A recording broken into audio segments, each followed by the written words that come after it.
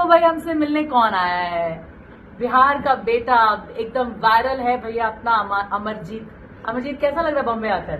सबसे पहले तो बहुत बहुत धन्यवाद दीदी, आपने मुझे घर पे Of बुलाया। course. और मैं सच्चाई आपको बताऊं कि मुझे नहीं लग रहा था कि मतलब मुझे ऐसा लग रहा था कि मैं बहुत बड़े स्टार से मिलने जा रहा हूँ, लेकिन मैं यहाँ तो अपने भाई की तरह इन्होंने मुझे प्यार दिया, बाल को ऐसे करके किया, ठीक है। तो खराब कर दिया इसका हाँ, बाल। तो मुझे बहुत अच्छा लगा। मैं तो चाहता हूँ कि दीदी अपने बिहार का पूरे विश्व में झंडा फहराए, बस यही बोलूँगा। और हम भी ये चाहते हैं कि तुम भी बिहार का इतना नाम वो रोशन करो, कर ही रहे हो।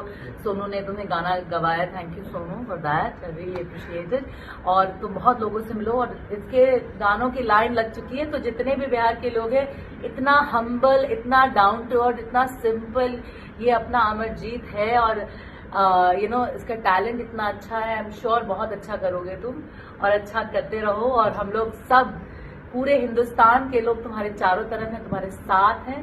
बस अपने दिल के साथ गाते रहना, जैसे तुम गा के सबका दिल इतना जीत लियो। हम चाहते हैं कि ये और अच्छा करते रहे, है ना।